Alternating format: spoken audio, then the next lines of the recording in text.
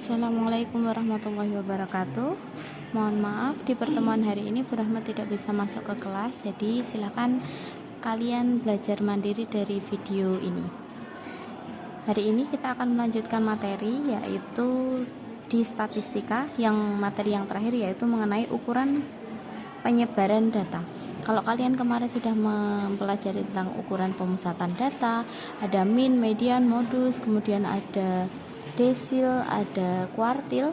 Nah, hari ini kita akan melanjutkan dengan ukuran penyebaran data. Di ukuran penyebaran data ini nanti akan ada 3 materi. Yang pertama adalah materi mengenai jangkauan. Nah, jangkauan ini sudah kalian pelajari waktu pertama kita perkenalan mengenai statistik. Jangkauan atau range, lambangnya adalah R, itu adalah X max dikurangi X min. Nah, jadi kalau nanti ada nilai maksimum nanti dikurangi nilai minimum, itulah yang dinamakan dengan jangkauan. Contoh soal. Oke, contoh soalnya yang pertama, tentukan jangkauan dari data berikut. Ada 65, 60, 75, 80, 70, 95, 65, 63, 73, 90, 85, 65, 70, 67, 77, 68, 83, 93, 90, 85, dan 87. Nah, untuk mencari range atau hamparan atau jangkauan, range itu adalah X max dikurangi X min. Dari data ini mari kita cari dulu mana yang maksimum, mana yang minimum. Dari sini diketahui kalau yang maksimum, ternyata yang maksimum adalah 95. Kemudian yang minimum coba dicari. Minimumnya adalah 60.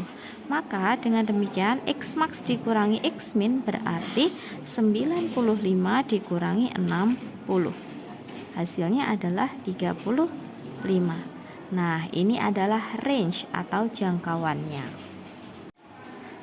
Oke, lanjut ke materi yang kedua, yaitu mengenai hamparan. Hamparan itu adalah Q3 dikurangi Q1.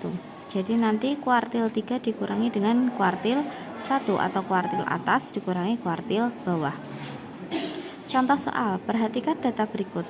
Ada tabel distribusi frekuensi, tapi ini tabel tunggal ya. Ini tunggal tapi dia berfrekuensi. Nah, karena di sini kita akan mencari hamparan, tentukan hamparannya.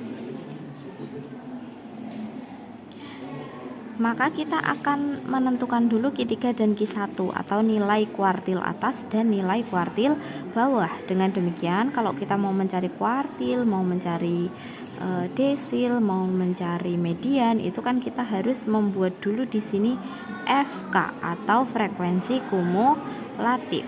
Oke, kita buat dulu tabel di belakang sini untuk menentukan FK-nya.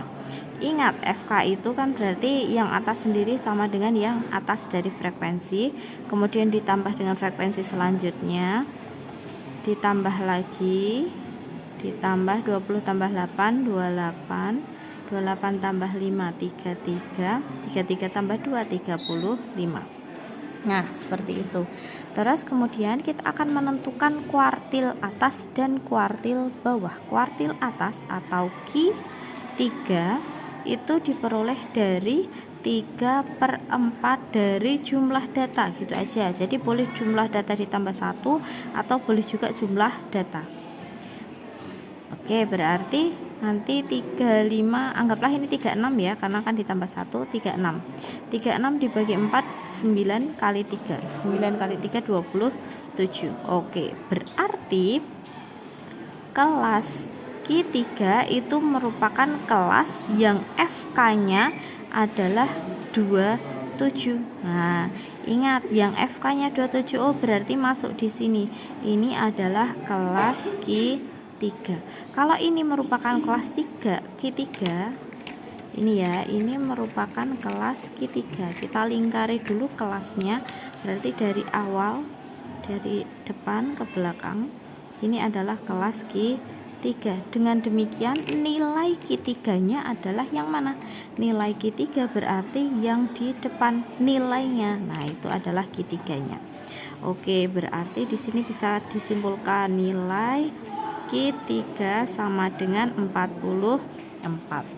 Oke, selanjutnya kita akan mencari kelas untuk Q1.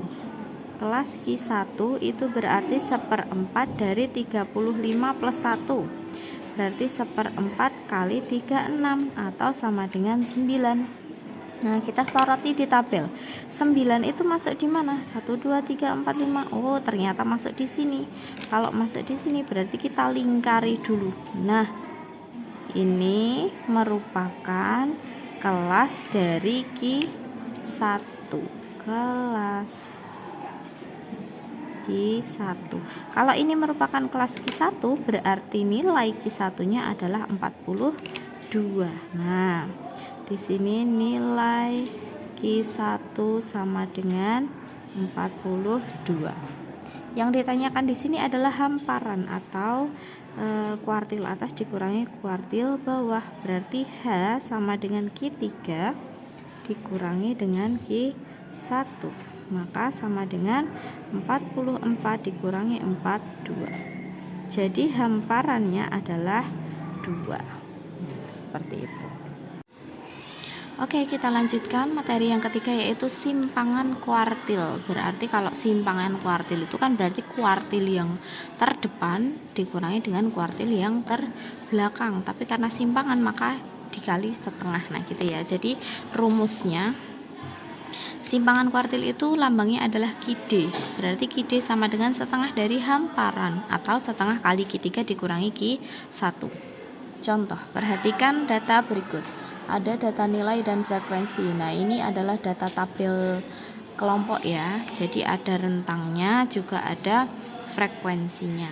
Nah, ingat, karena kita harus menentukan Q3 dan Q1, maka langkah pertamanya adalah kita menentukan FK atau frekuensi kumulatif. Yuk, kita cari FK-nya. Yang pertama adalah 3 tambah 7, 10, tambah 10, 20, tambah 13, 23, 33 tambah 12, 45 ditambah 7, 52. Nah, oke, berarti jumlah datanya ada 52. Oke, sekarang kita akan menentukan kelas dari Q3 dan Q1. Kita tentukan dulu kelas Q1 ya, kelas Q1. Kelas Q1 itu merupakan kelas 1/4 dari keseluruhan. Nah, paling gampang gini aja, 1/4 dari keseluruhan. 52 dibagi 4, 13 ya. Oke, ini 13. Berarti kelas Q1 itu adalah kelas dengan frekuensi kumulatif yang memuat 13. Berarti di mana? Ini sampai 3, ini sampai 10, ini sampai 20. Oh, ternyata di sini adalah kelas Q1. Boleh kita lingkari dulu. Ini adalah kelas Q1. Oke, sekalian sekarang kita cari sekarang kelas Q3. Kelas Q3 berarti 3/4 kali 52.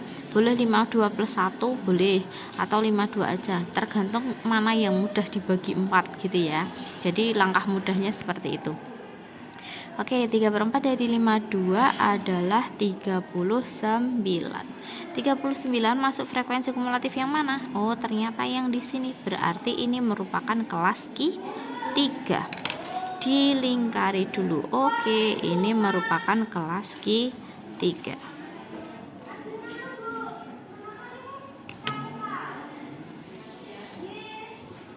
Oke, selanjutnya kita akan menentukan Q1 dan Q3-nya.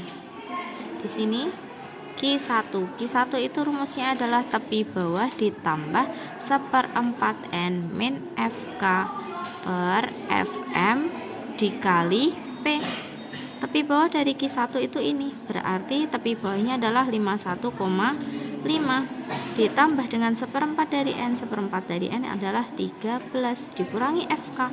FK itu frekuensi kelas kumulatif kelas sebelum, berarti dikurangi 10 dibagi FM, frekuensi mediannya adalah 10 dikali P. P nya ini dikurangi ini ditambah 1, 7 dikurangi 47 dikurangi 44, 3 ditambah 1, 4. Nah, itu menentukan kelas.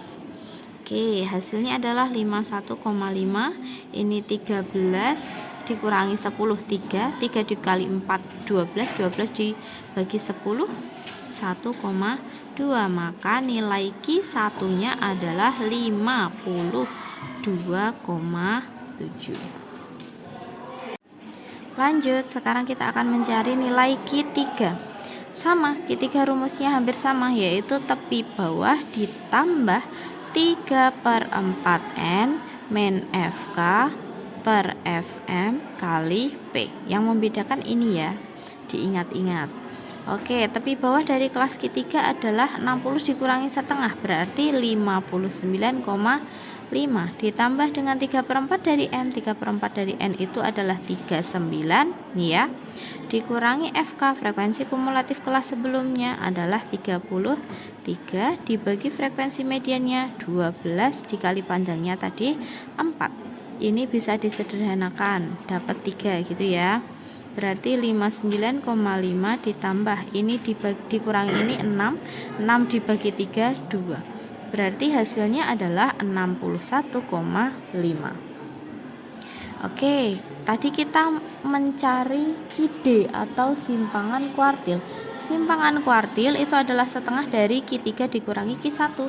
Maka di sini langsung aja kita ambil Q sama dengan setengah dari Q3 dikurangi Q1. Berarti setengah Q3 nya adalah 61,5 dikurangi 52,5.